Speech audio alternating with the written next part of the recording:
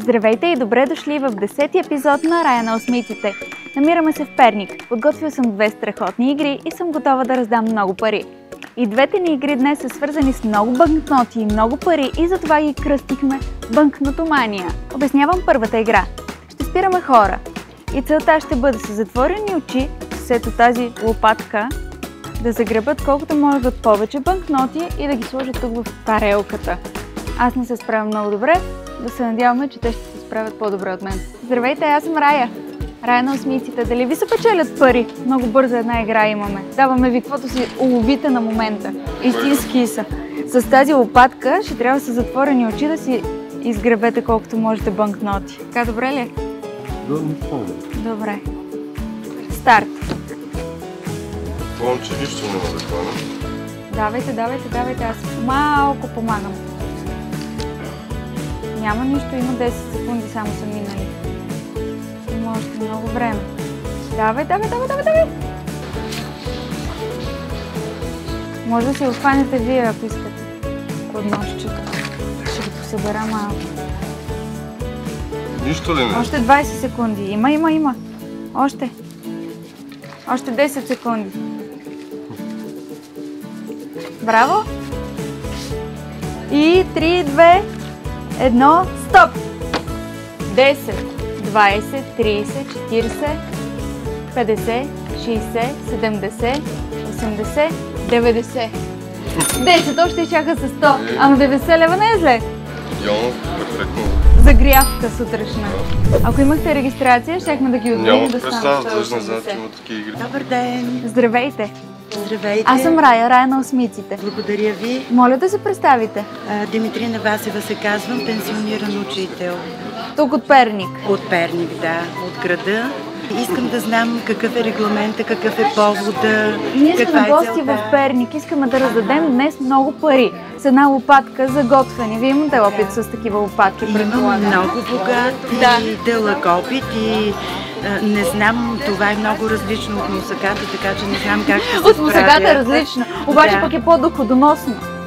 Един човек сега преди вас се спечели 90 лева за една минута. Браво. Сега ще ви завържа очите и ще Това имате... ще са първите спечелени пари без труд, за мен лично. Страхотно. Такъв, Много се радвам. Значи ще ви донеса късмет, надявам се. Рая. От мен каквото зависи ще направя. Връзвам ви очите.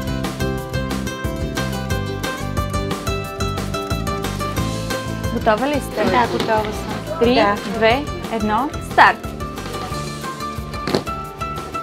Давайте, аз помагам колкото мога. Браво!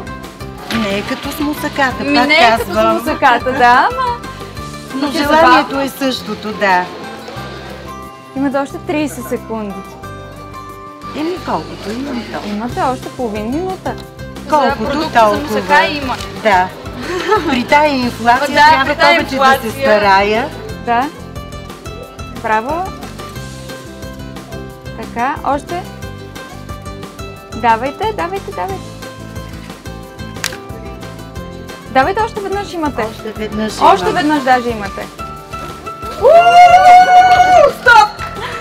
10, 20, 30, 40, 50, Боже, каква лека ръка 60, имам.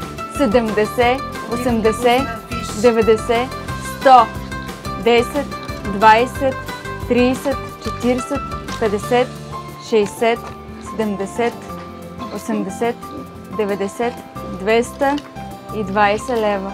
Много. Просто не знам какво да кажа. Вие очаквайте ли такова нещо? Не.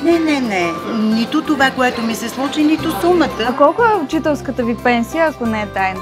Ами не е тайна, не мога да се оплача, много е добра. 1200 лева ми е пенсията. Добре, но ето Така 200 че- лева за една минута. Да, и без никакво усилие от моя страна. Нямате регистрация на нашия сайт, предполагам. Не. Добре, ако Но имахте ще регистрация, има, ще намерим щеше да българия. стане страшно в момента. Щяхте да имате 440 лева. Това са вашите пари. Благодаря ви много. Честито. Спечелени. Мерси. Здравейте! Здравейте! Как сте? Аз съм Рая. Рая на осмиците. Много се радвам. Знаете ли за нас? Ние сме на гости в Перник. Раздаваме много пари. За осмиците знаят. Разкажете ми нещо за себе си. Казвам се Катя, работя в офис. А имате ли регистрация на нашия сайт 48 Да, имам от една предишна игра. Така ли? А печели ли сте вече от нашия сайт? За съжаление още не. Не печелите за сега, но пък сега ще спечелите двойно, само заради това, че имате регистрация. Така, връзвам очите. 3, 2, 1, старт! Хронометъра вече върви и отброява 1 минута. Така. Давай. Браво. Нищо. Трябва да ги вдигнеш лекичко. Браво. Това беше богато. Как да ги наречем тези рибки?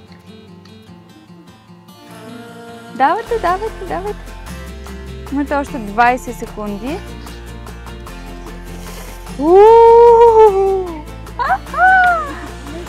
Вие сте професионалист, сякаш сте го правили това постоянно. Не виждате, нали? Не. 4, 3, 2, 1, стоп! Така.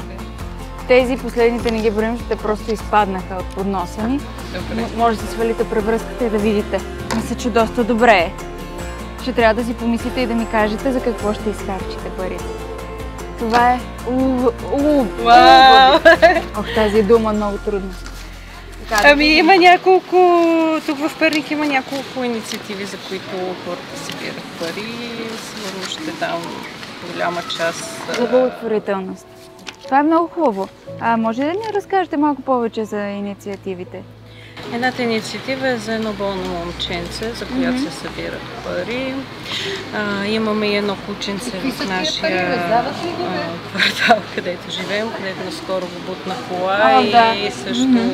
И смятам да си купя нещо за спомен, защото аз никога не печеля от подобни игри. Ето, аз мисля, че това е доста добре. Да преброим ли печалбата все пак? Почвам да броя.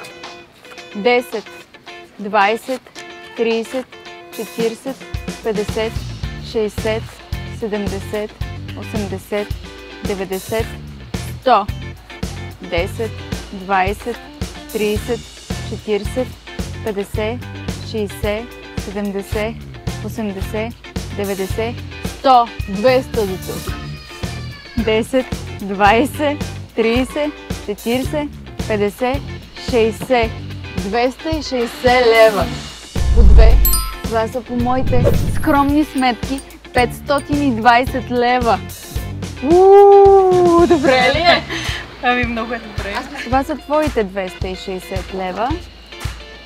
Плюс още от моите 100, 260 и общо 520 лева. Аз съм много щастлива, че точно на теб ги давам и че тези пари ще отидат някаква част от тях и за благотворителност, защото ние самите от 48 БГ подкрепяме доброто и помагаме и така нататък.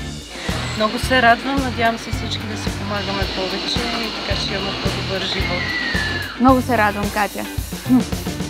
Честито още веднъж от мен. Много ви благодаря.